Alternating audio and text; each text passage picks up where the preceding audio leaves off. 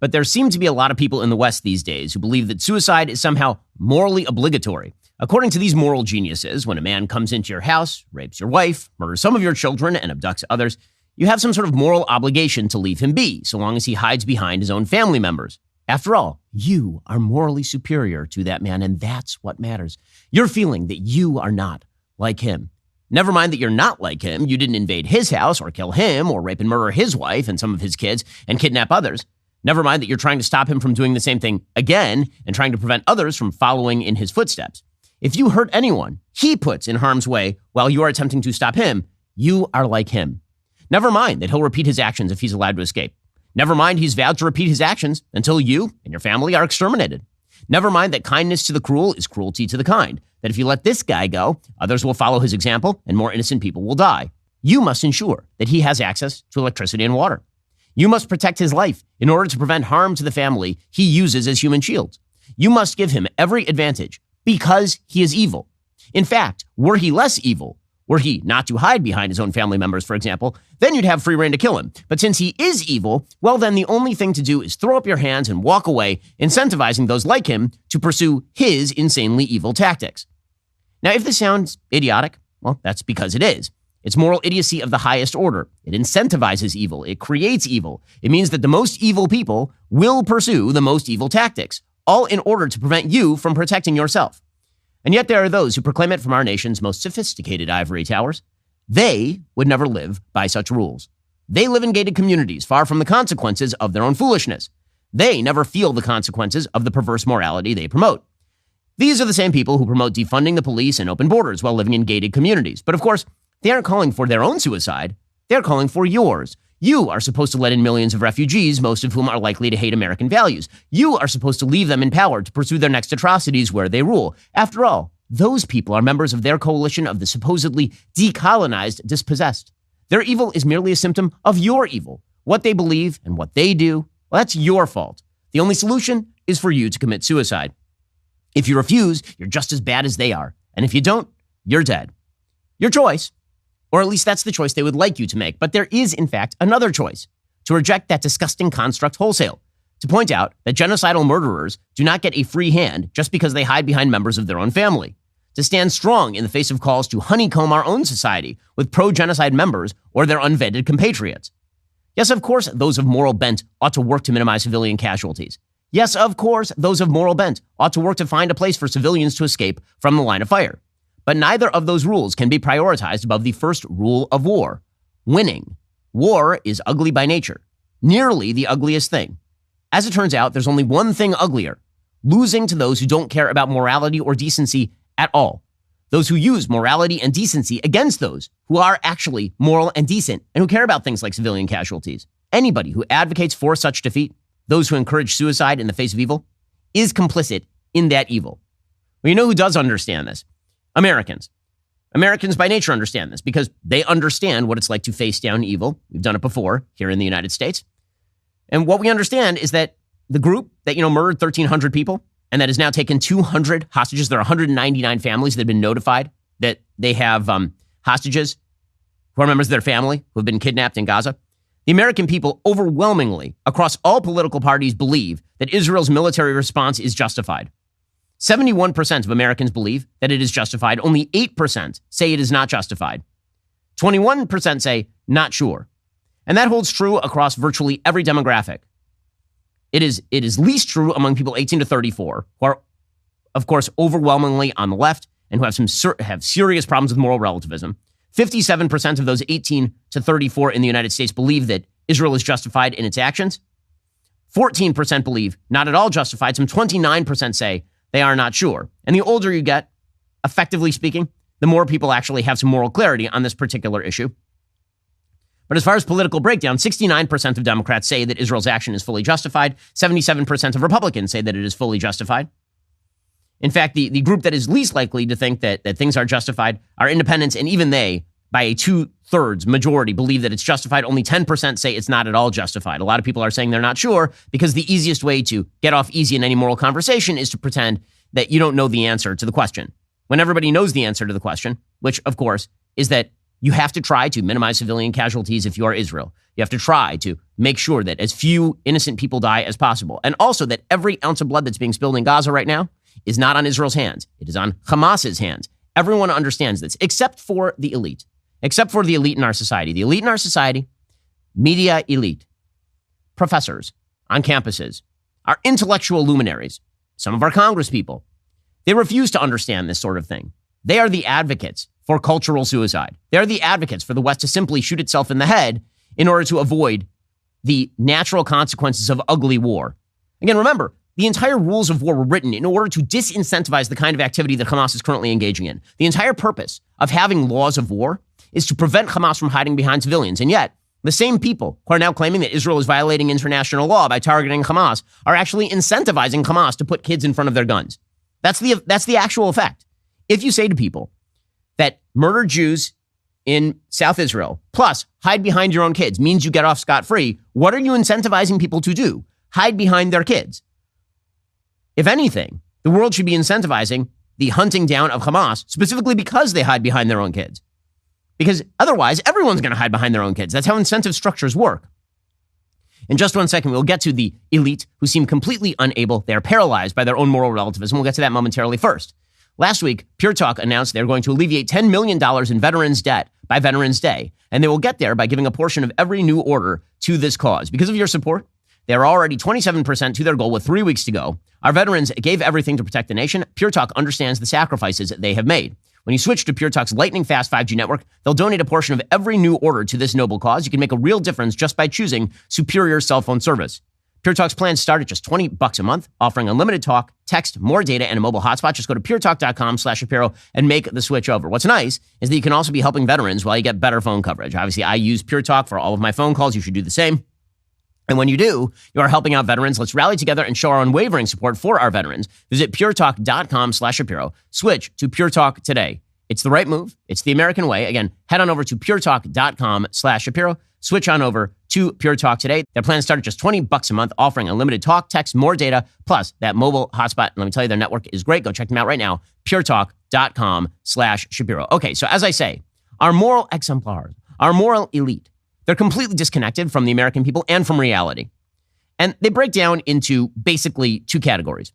One are the stupid, and two are the cynical pro-Hamas. And they're not the same category. I'm not going to suggest, for example, that Pete Davidson on SNL is pro-Hamas. He's not. He's just a typical Hollywood idiot. Right? He's somebody who has reverted to all situations are the same, all morality is the same. I can't take sides here. I can't. Now, let's be real about this. Everyone should be mourning right now. Civilians murdered in Israel for the crime of being Jews, and members of the civilian population in Gaza who are murdered by Hamas. Okay? It is a Hamas murder. When you hide a child in front of your guns while you shoot at other people and the child dies in the crossfire, that is your problem. When I say your problem, I mean your moral problem. It's everybody's problem, but it's your fault. Okay, but the goal among our elite, again, for those who consider themselves morally sophisticated, what's amazing is how unable they are to make actual moral distinctions, like basic moral distinctions between the murdered and the people who are attempting to defend themselves. Well, that's what you got on SNL. And you saw so many people in the Twitterverse, the moral relativists, immediately, oh, isn't this so nice? Isn't this so nice? Because everyone is, okay, well, let's be real about this. Your moral apathy, and that's what it amounts to, sympathy that is equally distributed between Hamas and Israel, amounts to a moral apathy that is effective for Hamas. What Hamas would like is for you to be morally apathetic about the situation and for you to basically throw up your hands and say, too complicated, don't know. Okay, this is not particularly complicated. The side that murders babies in their beds for the crime of being babies, that's the bad guys. The fact that SNL has to do this sort of hands off, well, comedy will say, again, okay, if you're looking to these people for any sort of moral guidance, you too are a fool. Here was Pete Davidson on SNL, both sizing this thing. This week, we saw the horrible images and stories from Israel and Gaza. And I know what you're thinking. Who better to comment on it than Pete Davidson? Well, in a lot of ways, I am a good person to talk about it because when I was 7 years old, my dad was killed in a terrorist attack. So I know something about what that's like. I saw so many terrible pictures this week of children suffering, Israeli children and Palestinian children. when Pete Davidson's statement on this thing is basically suffering is bad. Yeah, we are in agreement. We are in agreement. But suffering is bad is not a moral message. And unfortunately, that is the side that's taken up by so many of our moral sophisticates. We're seeing that from, again, Pete Davidson isn't a bad person for saying what he is saying. I'm not suggesting he is pro-Hamas or anything for saying what he's saying. He isn't.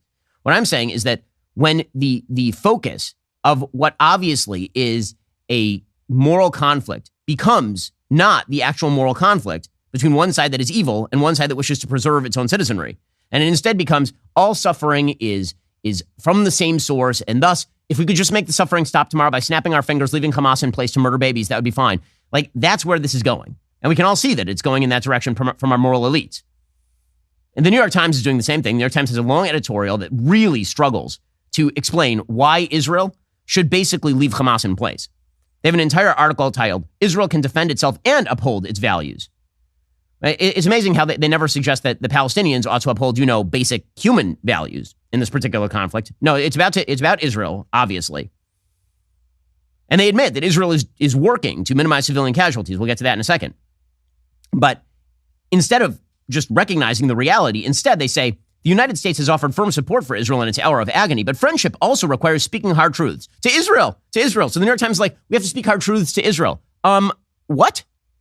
Israel is a country that just got hit with the worst terror attack in the West since 9/11, and proportionally something that happened much worse than 9/11. But you are now saying that America needs to pressure Israel. Why? Because in counseling restraint, the United States can point to lessons of its own recent history. I love the counseling for restraint after babies are murdered and then taken and survivors are then bussed away to Gaza to be held in abject terror before they're murdered by Hamas. So that's the New York Times. Again, the moral sophisticates who say that, for your own morality, you have to ease off. You have to ease off, obviously. That is not moral sophistication. It's moral foolishness. And then, of course, you have the most obviously stupid people like Sunny Hostin, right? So Sunny Hostin, of course, did the Israel is doing war crimes routine, which is just pathetic. And she's a pathetic specimen of immorality on virtually every scale. Here she is. But I do think that what we need to remember is that there is an international human rights body of law. And when you look at that law, part of it is retaliation against innocent civilians collectively is also terror and is also a war crime. And again, those are not my words. Those are the words of the law. And the president of the European Commission, Ursula von der Leyen, said just last year when we were all talking about Ukraine, she said Russia's attacks against civilian infrastructure, especially electricity, are war crimes, cutting off men, women, children of water, electricity, and heating with winter coming. These are acts of pure terror, and we have to call it as such. And so what I'm saying is, yes, I think those that are around the other Arab countries, Israel actually bombed the only exit out of Palestine to Egypt. That is not true. Israel did not bomb the Rafah crossing. Egypt has closed the Rafah crossing, but Sunny Hostin is an idiot. So she's immediately shifting into Israel is the real problem in the region mode. And again, I don't know which category to put Sunny Hostin in, but the attempt to draw moral parity between the people who kill children and the people who are attempting to avoid killing children, but cannot avoid killing children if the bad guys are hiding behind children, that's absurd. I mean, Sunny Hostin, I'm going to put her in the idiot category mainly because she also says things like Hamas is just like the Proud Boys, which, listen, I'm not a fan of the Proud Boys, but I noticed that the Proud Boys are not going around slaughtering babies in their cribs. I noticed that. But Sunny Hostin is up. Again, the fact that there is this class of people who are considered part of the political conversation is amazing to me, remains amazing to me. Sunny, you want to say something? No, I look at this from a legal perspective, and I think that we all know that Hamas has been designated a terror organization, just like many other terror organizations have had this designation, like the Proud Boys here in the United States. Amazing. I mean, she's yes, these political geniuses. Okay, so that's the stupid. That's the morally idiot and the morally idiotic. In a second, we're going to get to the morally cynical, the people who full well know the moral calculus here, but who are going to use decency and morality in order to preserve Hamas. That would involve members of the squad. We'll get to that momentarily. First, as a Daily Wire listener, you're not just informed, you're obviously engaged as well. You value freedom and personal responsibility. That's just one reason you need to check out MediShare. MediShare is a community-based approach to healthcare that lines up with principles you believe in. Your values matter, and with MediShare, your healthcare dollars won't be used for medical procedures that don't line up with your beliefs. MediShare is the highest-rated healthcare sharing ministry with a 30-year proven track record. It's not health insurance. It's a community of 400,000 believers committed to caring and sharing with one another. Members save up to 50% or more on their monthly healthcare costs. Member satisfaction surveys show they like MediShare much more than health insurance. Why? Well, because it works. For a limited time, Daily Wire listeners receive a $150 gift card when they join MediShare. To find out more, go to MediShare.com/Ben. That's MediShare.com/Ben. Terms and conditions apply. Again, this is a healthcare sharing ministry, 30 years of proven track record. It's a community of people who are like-minded who get together to defray healthcare costs. Go check them out right now. They're doing great work. Go to MediShare.com/Ben. And Daily Wire listeners receive that $150 gift card when they join. How'd you sleep last night? Did you toss and turn? Were you too hot or too cold? If your sleep was not the best that it can be, you need to upgrade to the softest, most luxurious sheets from Boll & Branch. Let me tell you, Boll & Branch product, just spectacular. The sheets immediately change your sleep. They feel breathable. They get softer with every single wash. The Boll & Branch sheets are made from the finest 100% organic cotton threads on earth. They feel buttery to the touch. They're super breathable, so they're perfect for both cooler and warmer months. Their signature hem sheets were made with luxurious threads. They also fit the mattress perfectly. There's nothing more annoying than you go to sleep, you wake up in the middle of the night, and your face is like directly on the mattress because the sheet slipped off the mattress. It doesn't work that way with Boll & Branch sheets. Boll & Branch gives you a 30-night risk-free trial, free shipping and returns on all orders. You're not going to want to return them. I'm telling you, Boll & Branch product is so good that I literally travel with it.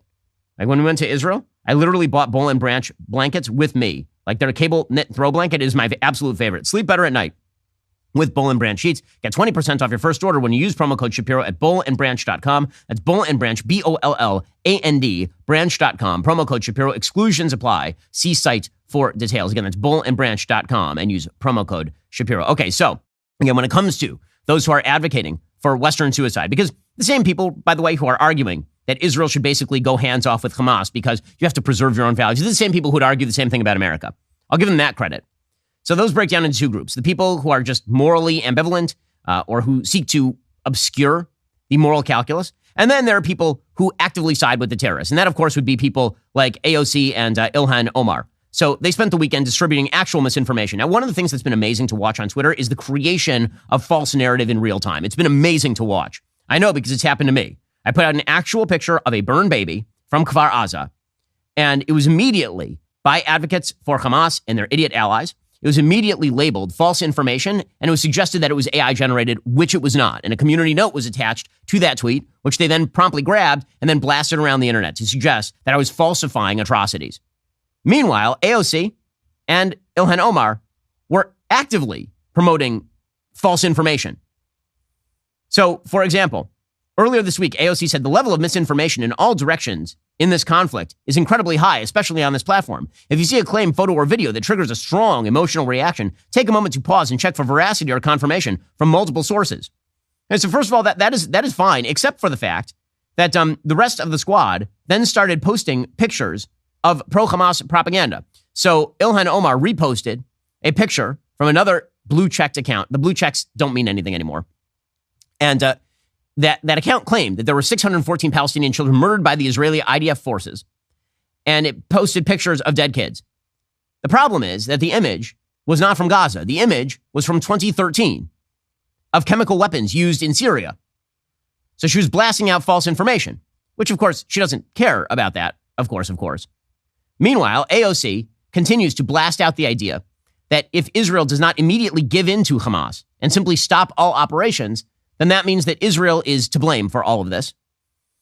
She says humans can only survive without water for about 3 days. Gaza has run dry. The blockade on water, food, and electricity is an indiscriminate collective punishment and a crime. Okay, first of all, that is not true. Turning off water and electricity in military areas is normal state of events. That is how things go in a war. Hamas honeycombed itself in the civilian population, as we'll talk about in a second. They are desperately seeking to keep civilians in these areas. The reason Israel turned off the water and power is to press people down to the south. In fact, over the weekend, Israel turned on the water and the power down south in Gaza. Why would they do that? Why? The answer is they are trying to draw civilians to the areas where there is water and power by turning off the water and power where they don't want the civilians. But according to AOC, obviously, this is, quote, cruel and unjust. To save millions of people in Gaza, nearly half children, it must end now. I noticed that you were very quick on the trigger, AOC, about ending all of this the minute that Hamas seemed like they were in serious trouble. Meanwhile, Ilhan Omar says President Biden pressuring Israel to turn the water back on is a start. Now we need him to push for electricity and food access to be restored and join the rest of the world in calling for an end to the bombardment of Gaza. So that is, so there's that. Again, that is cynical. She knows exactly what she is doing right there. And the reason to draw the moral equivalence is because you wish to protect Hamas if you are Ilhan Omar. Ilhan Omar is an actual pro-terror activist. Like there's no bones about it. I mean, again, going all the way back to when she was writing sympathetic letters to ISIS, to judges on behalf of ISIS recruits, a thing she actually did. And meanwhile, we're going to bring you the latest from on the ground. And again, for all those people who actually care about civilians, there's only one side in this conflict that cares about civilians. Only one. It is not Hamas. And by the way, it's not Ilhan Omar or anybody else who's pretending to care about civilians while propping up Hamas. We'll get to that in a second. First, let's talk about window replacement for a second. Take a break. Talk about window replacement, okay? For a lot of people, it isn't something that you want to do. It's something you have to get done. Have you put off replacing the windows in your home because it's too expensive? I have some great news. You can get a free in-home window consultation and a free quote from Renewal by Andersen. Renewal by Andersen's signature service. It's committed to giving you the best customer service experience possible, supported by the best people in the industry. Right now, Renewal by Andersen is offering a free in-home or virtual consultation on durable quality, affordable windows or patio doors for $0 down, 0 payments, 0 interest for 1 year. Text Shapiro to 200-300 for your free consultation and save $375 off every window and $750 off every door. Those savings won't last long. Be sure to check it out. Text Shapiro to 200-300. That's Shapiro to 200-300. Texting privacy policy and terms and conditions posted at textplan.us. Texting enrolls for recurring automated text marketing messages. Messaging data rates may apply. Reply stop to opt out. Go to windowappointmentnow.com for full offer details. Also, are you still getting your chocolates from the woke companies? Well, you should get Jeremy's chocolate instead. Like Halloween is coming up. Right now, you can save big with 25% off. Get those great deals on our famous he, him with nuts and she, her nutless, because whether it's Halloween or not, Jeremy's chocolate knows not everyone can be a mummy. Get yours in full size or our shareable microaggression size, perfect for giving out to friends, family, and neighbors. Time is running out. Stock up now in time for Halloween. Go to jeremy'schocolate.com today. Also, the Daily Wire, we as a company, we have a big, huge announcement, 3 p.m. Eastern. Tune in today, live announcement. You can catch it on Daily Wire Plus or other social platforms like X, YouTube, and Facebook. You're not going to want to miss this one. Super duper important. Tune in today at 3 p.m. Eastern. Okay, meanwhile, right now, Israel is obviously preparing a ground invasion of the Gaza Strip. What they've been doing up till now is knocking down all the buildings that are on top of the tunnels. Right now, there are literally hundreds of kilometers of tunnels that Hamas has spent 20 years building under the ground. All the terrorists are living with electricity, with water, with HC. They stole all that stuff. By the way, even the talk about the water that Israel is not providing to the Gaza Strip, we should recognize at this point that statistically speaking, Israel was responsible until this latest war for somewhere between 6 and 10% of all the water in Gaza. The water shortages in Gaza are due solely to the governing power in Gaza. Again, that would be Hamas. So Israel right now is flattening a lot of these buildings. They're telling civilians to get out. Meanwhile, Hamas is literally holding children hostage in these circumstances. So over the weekend, Hamas released a video. This appears to have been from the day of the actual attack of them carting around Jewish babies. Okay, this is what they're doing. These are the people Israel's fighting. They don't care about civilians. In fact, they took hostages to prevent their own deaths. That's the goal. The goal is, if you don't back off, we're going to kill your babies, literal babies. This is video that Hamas released. Again, most of the stuff that I'm releasing on the show, most of the images that we've been showing for the past couple of weeks, these are images that are coming from Hamas. They're not usually coming from the IDF. This is images from Hamas of them literally carrying around other people's children. And this is what they do. And their goal is to get civilians killed. They want dead civilians. It is their thing. Here is Hamas. Again, this video they released.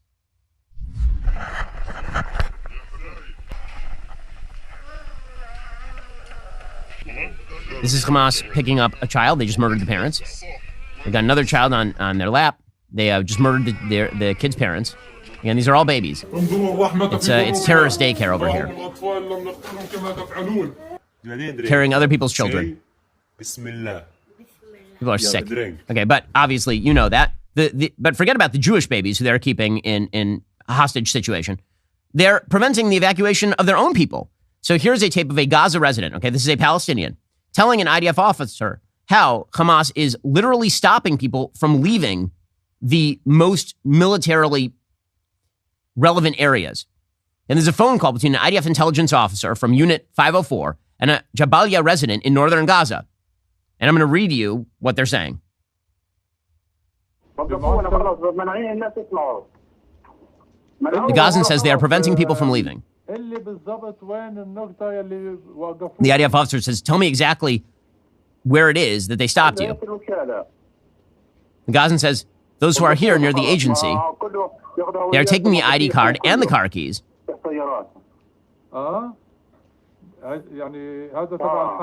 You mean the movement, Hamas?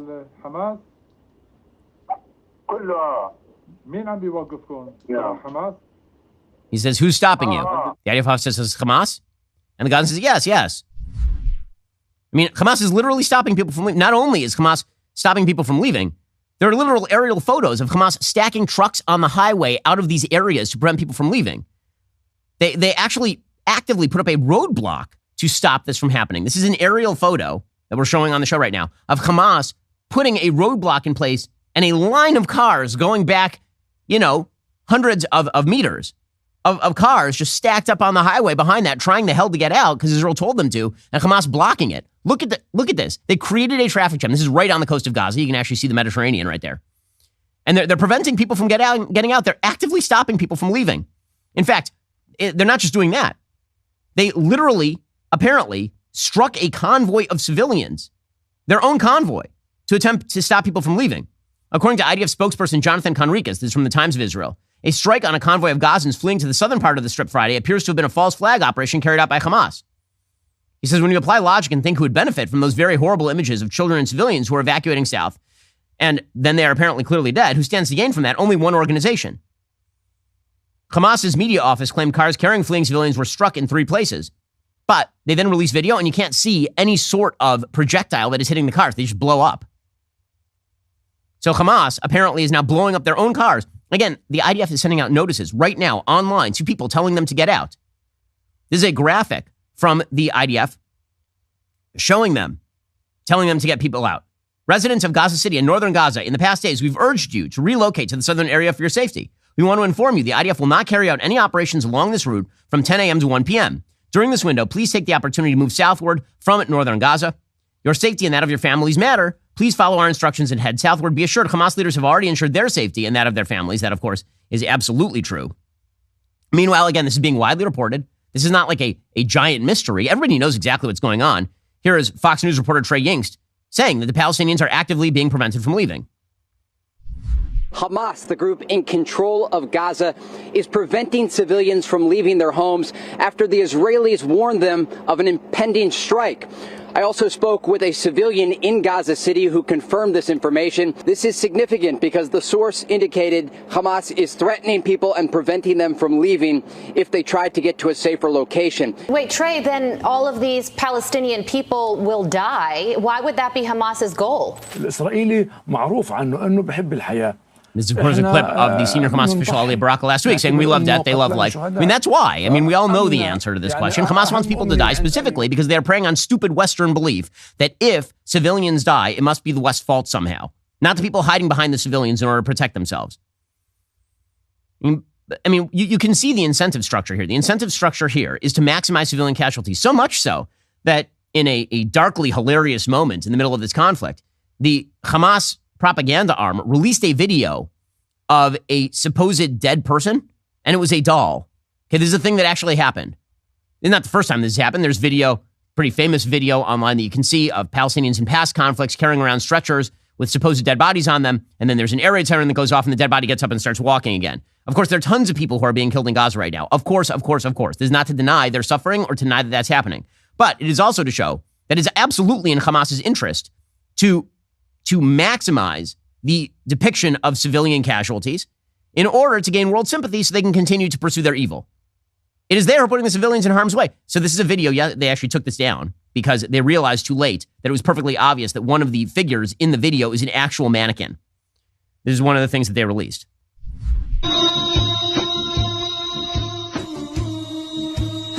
See this guy running into a hospital, and you can see the cameras following him, and that is it all. You can see that is not a, you can see that's not, and they actually cut it and they removed it later. They cut it and removed it later because it was too obviously not real. So again, that's not to deny that there aren't dead kids in Gaza. There are tons of dead kids in Gaza. That is to point out that it's in the incentive structure for Hamas to maximize that, of course. And of course they don't care how many civilians die. They've been building tunnels down there for years. In fact, here's a flashback 2021, a member of Hamas speaking to Vice and telling them, yeah, we built all these tunnels directly under the civilian infrastructure.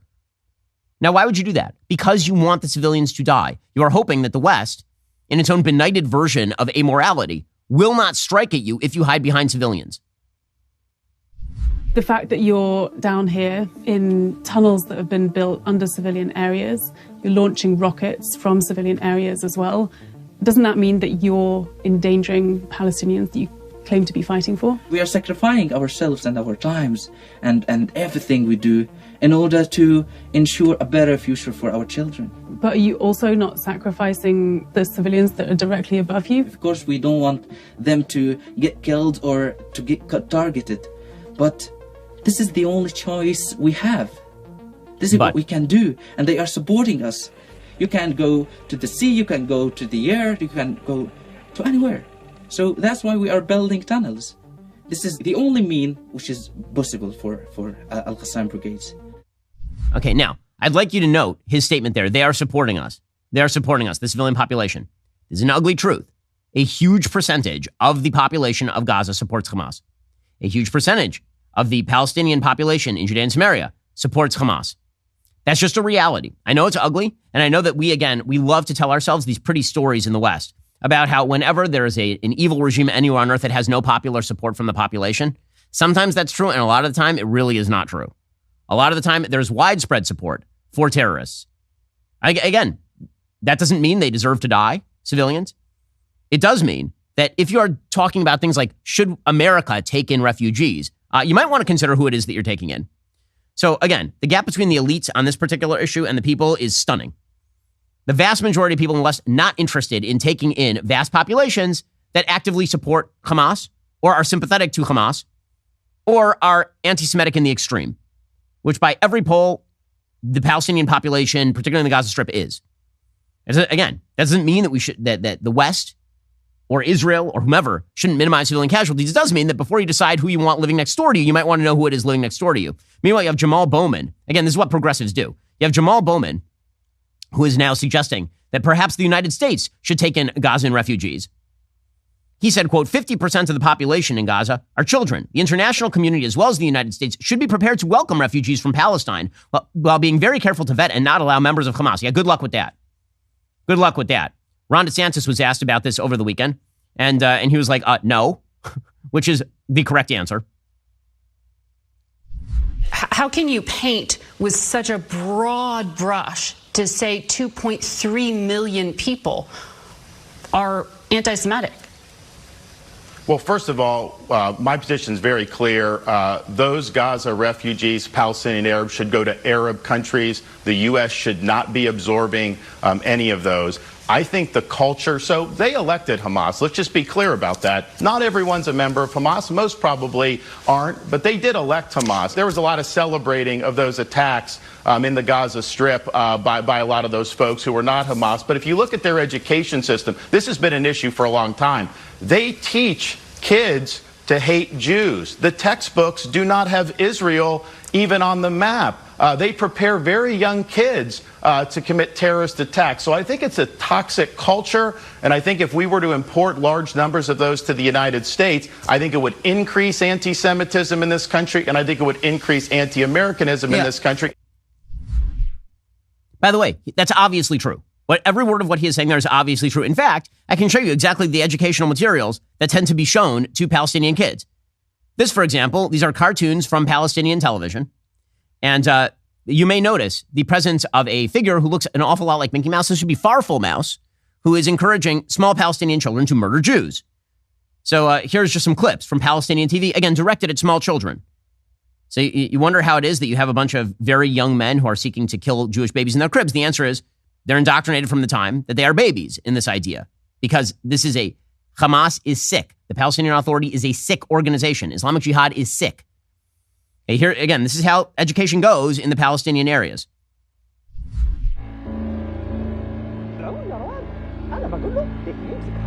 Okay, this is a mouse, or it's actually a giant bee, saying, Rowan, I want you to pick up a stone, and when the Jews come, to take it and throw it. Here's a cartoon of a small Palestinian child shooting at the Jews and dropping Jewish stars on the. These are cartoon characters and dropping Jewish stars on the Israeli soldiers. This is another children's cartoon. Oh, Allah, support our brothers in Gaza and destroy the Jews. These are all animated shows for obviously small kids. And there is a devilish character holding a Jewish star.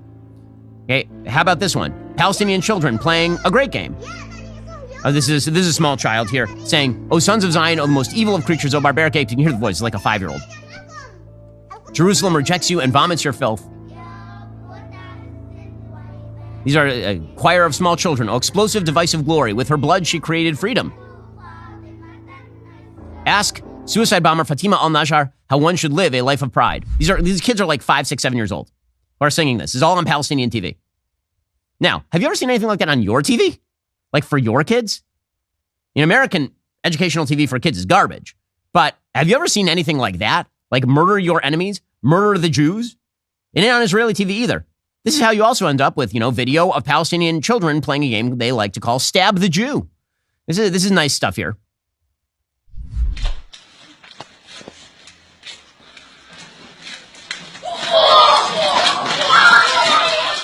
See, this kid who is coming out of the woodwork and acting. They literally are play acting. They have kids who are pretending to be Jewish, and a kid who comes along that they get themselves some yarmulkes so they can dress like that. And a kid jumps out and shouts, "Stab the Jew." This is a nice Palestinian game for children.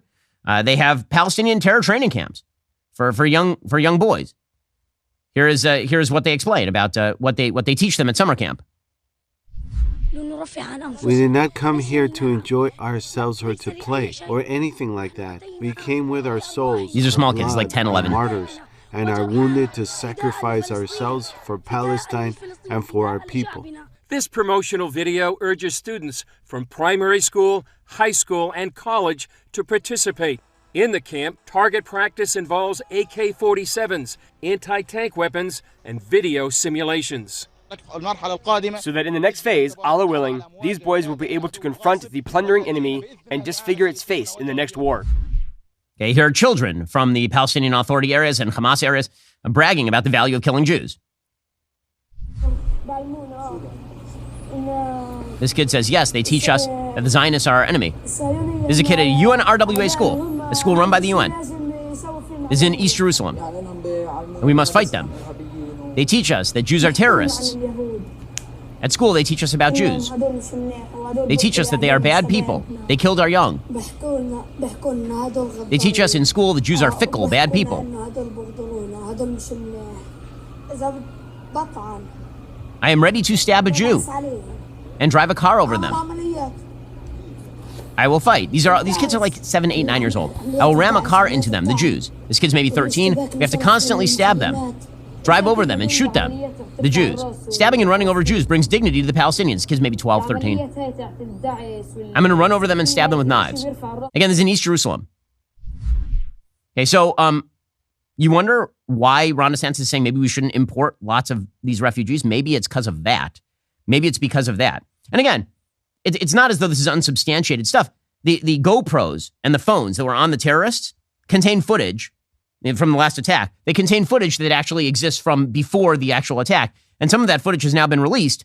That footage includes videos of kids who are training for terror. You can see these are kids wearing Hamas operative uniforms. And you can see in the background, some of these kids are what, 13, 14 years old maybe? Wearing like full-on military gear, carrying AK-47s, getting ready to murder some Jews. Right, this kid is maybe 9, and he's carrying a gun and pointing it at the camera while wearing military fatigues. So when Ron DeSantis and the American people, and by the way, most people in the West are like, no, we're not interested in importing a lot of these sorts of folks. That is not racist. That is, why would you want people who abjectly identify as people who hate Jews and want to kill them in your societies? By the way, I mean, there's video that has emerged now from, again, this is put out by Hamas, of cheering Palestinians at Shifa Hospital as rockets are fired on Tel Aviv.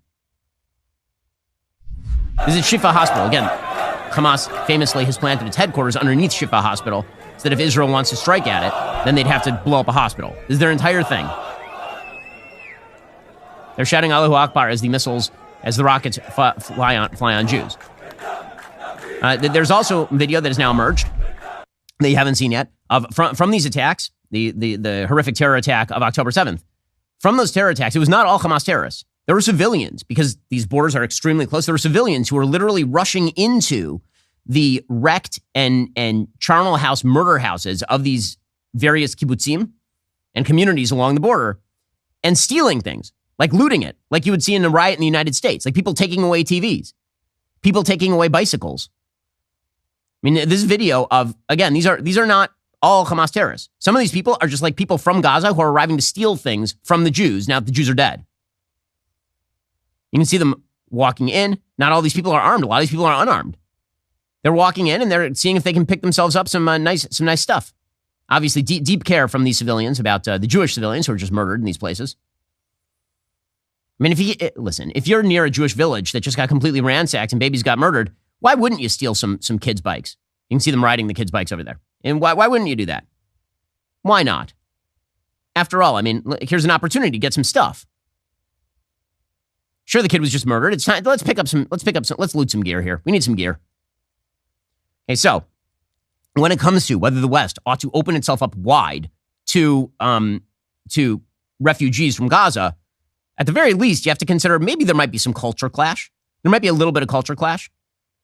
I mean, that culture clash obviously already exists in the West. The mass importation of radical Muslim populations has not been good for Europe. Again, the reason I'm showing you all this stuff is because when you have Westerners like Jamal Bowman saying things like, we should just import refugees from Gaza. Why not? I mean, so again, two things can be true at once. One, try to minimize civilian casualties as best you can in the face of Hamas literally hiding behind civilians. But two, the notion that it's the West's job, that it's America's job to import Palestinian refugees, it's absurd. It's absurd. It's not been going well for the West. Over the weekend, there was a massive protest in London, which is now 15% Muslim. Not all those Muslims are radical, but there is a big radical Muslim population in London, without a doubt. This protest, you didn't see this protest against Hamas after they murdered a bunch of Jews, I noticed. You only saw this protest in favor of Hamas after Israel retaliated. There's like 50,000 people in the center of London. That is a lot of Hamas supporters in the center of London. And just in case you were wondering, what they think, one of the calls and responses was Khaybar al-Yahud, which for those who don't speak Arabic or know about the Quran is a reference to the city of Khaybar. There was a massacre of Jews in the Quran. It's explicitly discussed. The idea that Muhammad created a treaty with the Jews and then the Jews refused to convert, and so he murdered all of them. And so the Khaybar al-Yahud is a call for mass Jew extermination. That was some of the stuff that was being chanted at this particular protest. It is in London.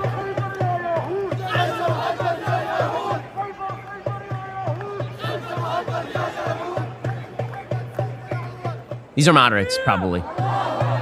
Seem like a nice bunch of people. I'm so glad that they're in London, aren't you? I mean, I think there's probably it's just cultural diversity, gang. It's all going amazing. This seems like it's probably great for the West. By the way, a man did show up with an Israeli flag and was promptly beaten down by some of the protesters.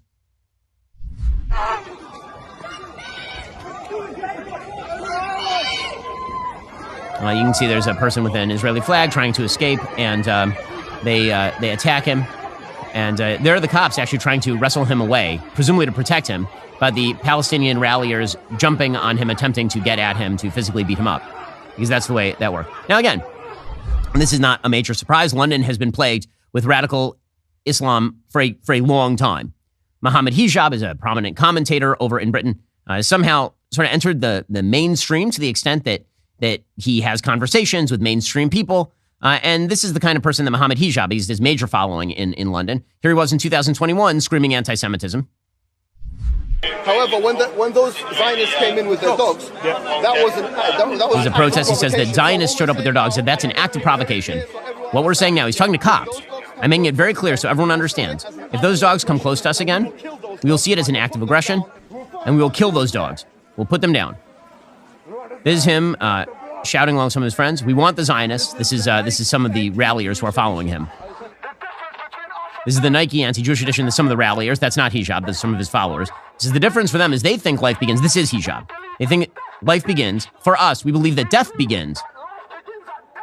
We believe that life begins at death. We don't care about death. And if you think that our people in Palestine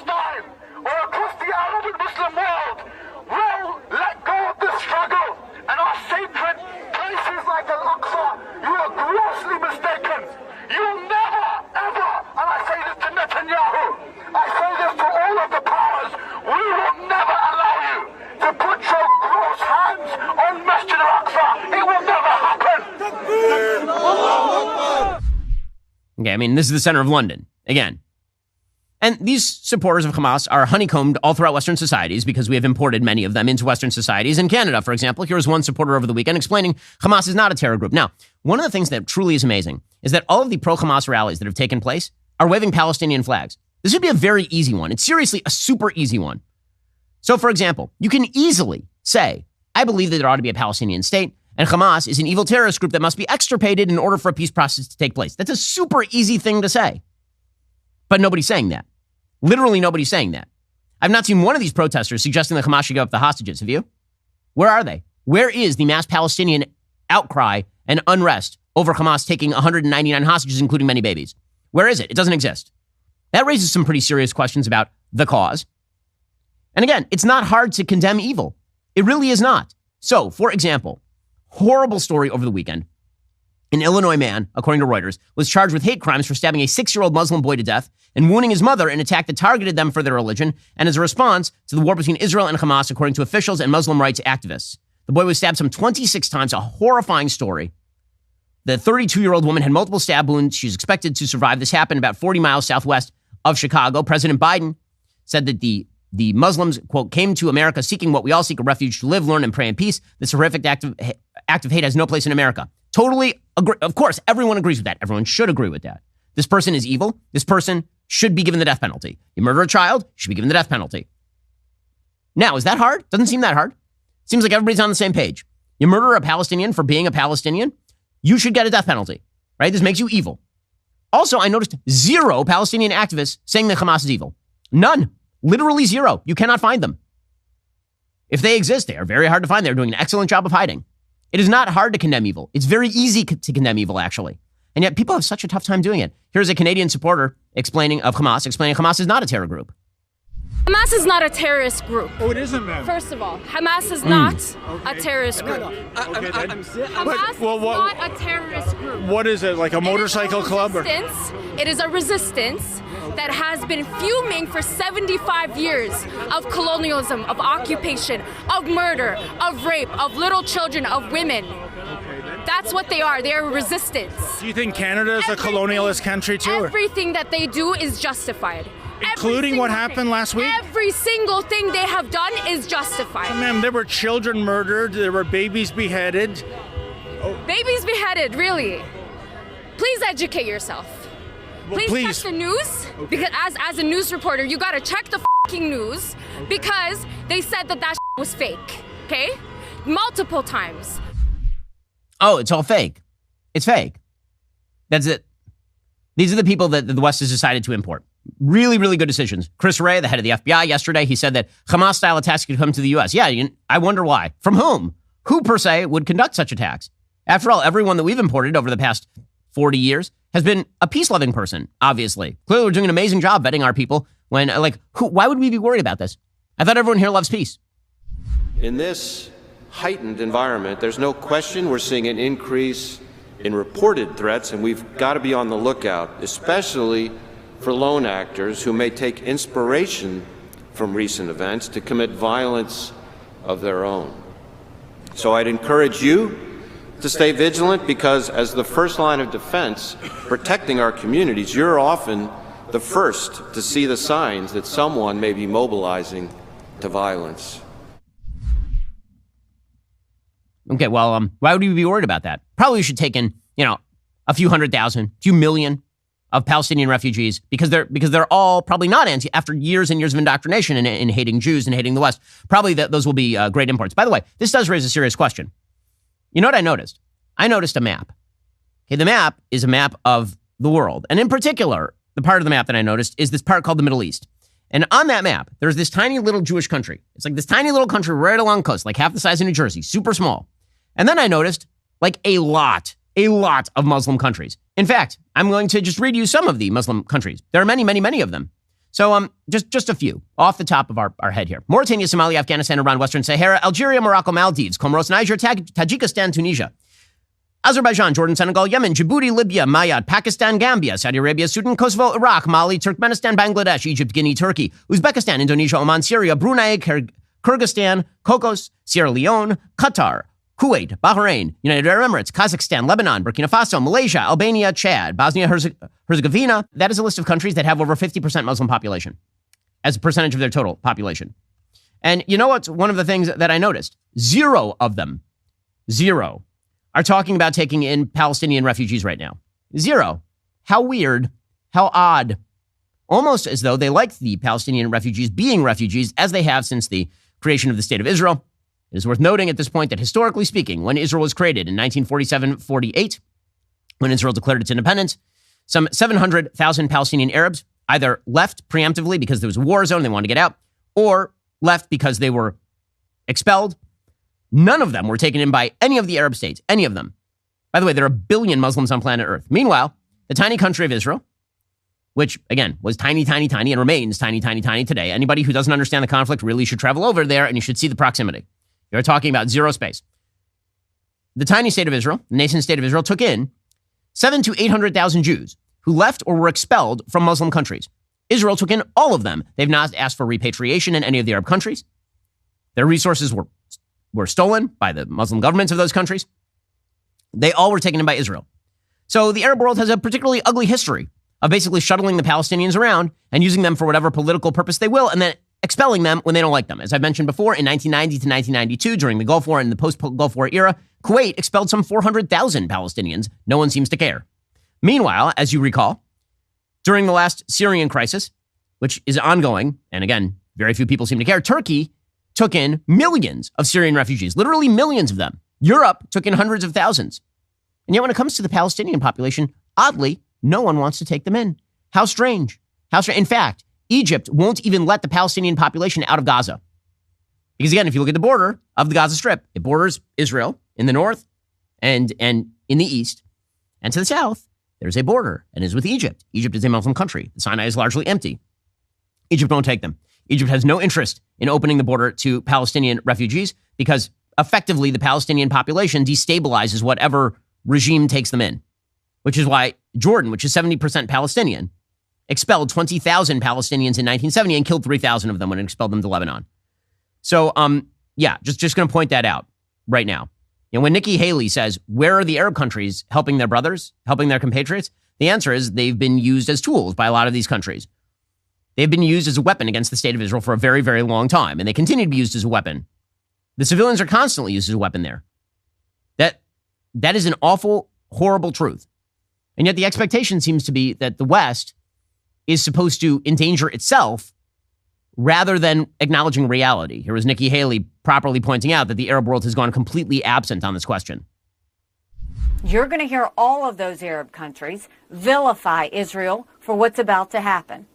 You're going to hear all of them say, how dare you not do more for the Palestinian people? And you know what? We should care about the Palestinian citizens, especially the innocent ones, because they didn't ask for this. But where are the Arab countries? Where are they? Where is Qatar? Where is Lebanon? Where is Jordan? Where is Egypt? Do you know we give Egypt over $1 billion a year?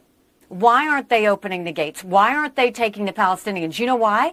Because they know they can't vet them and they don't want Hamas in their neighborhood. So why would Israel want them in their neighborhood? You know, when it comes to, cultural proclivity, presumably Muslim countries like Egypt should have more cultural proclivity for Muslim citizens living in the Gaza Strip, but apparently not. Apparently, absolutely not. And meanwhile, what happens next? Well, the Biden administration is considering the possibility that Biden will actually visit Israel directly. Tony Blinken has visited Israel as well. He's already starting to put pressure on Israel because, as you would imagine, this is what they do. They keep pressuring for quote-unquote restraint. Israel's going to do what it has to do. It has no other choice. There's an existential fight for the state of Israel, so they're not going to stop because Tony Blinken says words about it. As far as whether this conflict expands outward, it seems very unlikely that despite all of the Iranian talk, it's going to expand outward. The reason for that is because the United States put 2 aircraft carriers in the Mediterranean. They've threatened, Biden did it again over the weekend, correctly. They threatened that Hezbollah should not get in, and that if Hezbollah does try to get in, there will be consequences. That's smart. If you want this conflict to maintain its isolated character, then you do need to push people off the ball. I'm seeing a lot of bizarre isolationist accounts suggesting that no war for Israel, no war against Iran for Israel. Israel's not calling for that. No one's calling for that. Who are the people who are calling for that right now? The reality is there's no taste for that in America, and Israel doesn't have the wherewithal right now to take on Iran. or a three-front war. And so right now, what everyone has an interest in, including, by the way, many Iranian allies, is in containing this thing. I'll tell you what I actually think happened here. What I actually think happened here is that Hamas was told by the Iranian government that they should do something. And that something was supposed to be a terrorist incursion across the Gaza border. And they figured that Israel's response time would be a lot faster and that Hamas would be a lot less effective. And so what they actually figured is that this terror attack would kill 50 people and kidnap 5.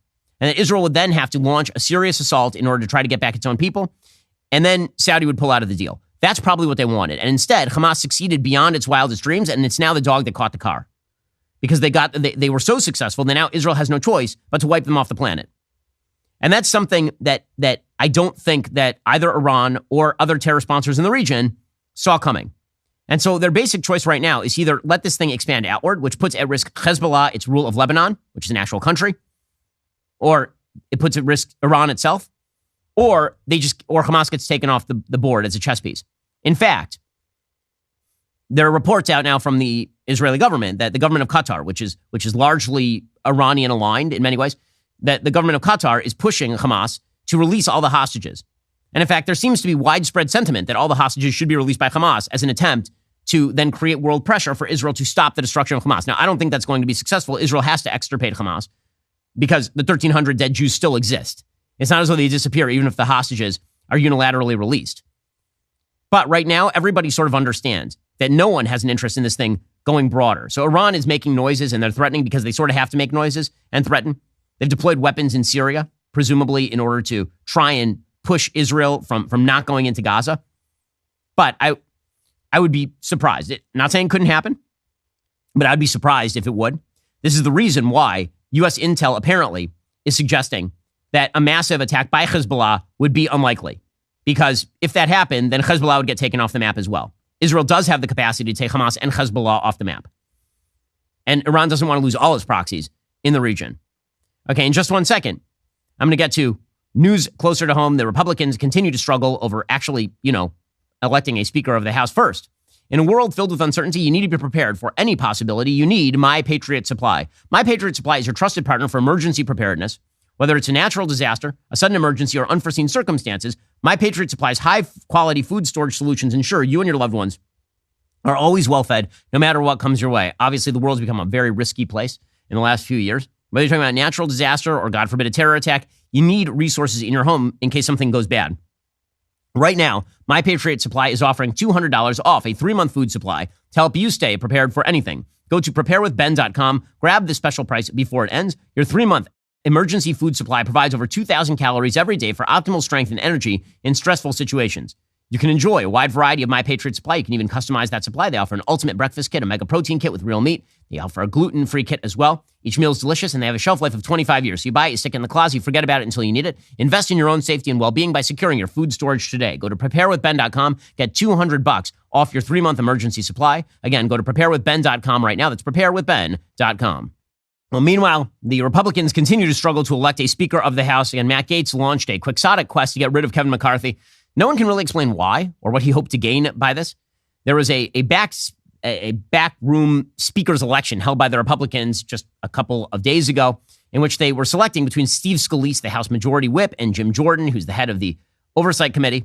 And Scalise won. Scalise won something like 113 to 99 among the Republican members of the House. And then he couldn't put together the 217 votes to go forward and actually be elected Speaker of the House. So all of that was for naught. The sort of backroom gamesmanship that suggested, okay, we'll have an election back here. And then even if you lose, right, even if you're a person who voted for the losing candidate, you'll vote for the winning candidate going forward. Nope, that didn't happen. So Scalise took his name out of contention. That has left Jim Jordan. But Jim Jordan is struggling with the exact same thing. According to the Wall Street Journal, some Republicans say strong support from grassroots conservatives will help new Speaker nominee Jim Jordan win over dozens of GOP critics and take the gavel this week, but opponents are standing firm. Pressure is mounting on Republican lawmakers to resolve their internal fighting nearly 2 weeks after Kevin McCarthy was ousted in a historic vote. We got to get past this stage, said Representative Frank Lucas of Oklahoma. There's not enough political oxygen in this place to think about other stuff. Jordan, of course, is very conservative. A lot of moderates, not huge fans. I know Jim. I think he's great. But there are a lot of moderates in the caucus who are not huge fans and think that he's too Trumpy, for example. Jordan said, we're going to get to 217, he told reporters on Friday, but holdouts within his own party are saying he can't get there without his support. Representative Mario Diaz-Balart of Florida plans to vote against Jordan on the floor. Dan Crenshaw backs Jordan, says nothing is impossible, but it's going to be really, really difficult based on what I'm hearing. So he has a lot of grassroots support, does Jim Jordan, but there are a lot of people who are in swing districts, like purple districts, who are afraid that because Jim Jordan is so conservative, that he's going to blow them out, that they'll lose their House seats if Jim Jordan is the speaker, that he's going to bring up a bunch of legislation that actually damages them in their purple districts. See, this is the thing about being Speaker of the House. It is not about being an inspirational leader being Speaker of the House. Being Speaker of the House is very much about putting a favor there and getting a favor from here. It's about wheeling and dealing. It's about what kind of coalition you can put together. You're a coalition leader if you're the Speaker of the House. You're not a hard-charging Senate candidate or presidential candidate. And people who are looking to the Speaker to be the latter are going to have a lot of trouble because the Republican caucus is very fractious. Not just on the right. There's been a lot of focus on Matt Gaetz and the Freedom Caucus, but also on the left side of the party, where they are thinking to themselves, okay, the only reason Republicans control the House right now is because Republicans won a bunch of upstate New York seats in not particularly conservative areas. And those seats just go away if the Republican Party makes a hard turn to its right in its leadership. So McCarthy, for his part, has thrown his support behind Jordan. He says we can't have this Gaetz doctrine continue any further. He says, I think Jordan can get there. I'm one who understands how difficult it is. Democrats who now are trying to game this thing. They want concessions from Republicans in order to vote for a Republican candidate for the speakership. Here was Hakeem Jeffries saying, we're not going to help out the Republicans unless we get something in return. Have you identified a candidate who you could potentially get behind, and would you allow your members to vote for a Republican speaker? We have not identified any candidate on the other side of the aisle because our focus is not on the individual. It's on the institution of Congress and the best interests of the American people, which is why what we've suggested is that we reevaluate the rules that are currently in place to facilitate bipartisan cooperation and to eliminate division. So, yeah, again, the concessions to the Democrats, I don't think any Republican wants to make those, but unless the Republicans get their heads out of their asses and at a certain point here actually pick a speaker and come together around someone, they're going to have to, because there will have to be a speaker at some point, which is precisely the opposite of what you want. So you started with McCarthy's making too many concessions to Democrats. Then Gaetz and company voted entirely with Democrats. Like 8 Republicans voted with all the Democrats to get rid of McCarthy. And now this thing could end with somebody cutting a deal with the Democrats that gives them benefits just to get a speaker back in place. So just genius level stuff here. Genius level stuff. As I've said before, if you're going to lead a coup against the Speaker of the House, you better have some sort of plan. You better have some sort of list of concessions that you think you're going to get out of everybody. But so far, that list of concessions is not forthcoming. Nobody is actually putting forward that list of concessions. Nobody thinks that list of concessions is going to materialize or be effectuated. So so what exactly is the point of all this? Nobody knows at this point is the answer. It's amazing. As I've been saying for a while, first party to baseline competence wins. Republicans have an opening. Joe Biden is an incompetent president. He has been an incompetent president. The world is on fire nearly every place, from little to big. Little fires in places across the world to big fires like the one in the Middle East or the one in Ukraine. Big economic smoke signals that are not particularly good, including the bond market. And Republicans, meanwhile, are busily kicking themselves directly in the crotch. And it's like, what are you guys doing? Just why? Why? And I understand that people are upset, but being upset is not a strategy. It's a mood. Like at a certain point, you might want to actually try to get something done. Now, on behalf of conservatism, if you actually care about that sort of thing. Alrighty, in just a second, we're going to be talking about the election in Poland, which is kind of fascinating because we were told that Poland is a right-wing dictatorship, and yet the right seems to have been ousted. If you're not a member, become a member. Use code Shapiro. Check out for 2 months free on all annual plans. Click the link in the description and join us.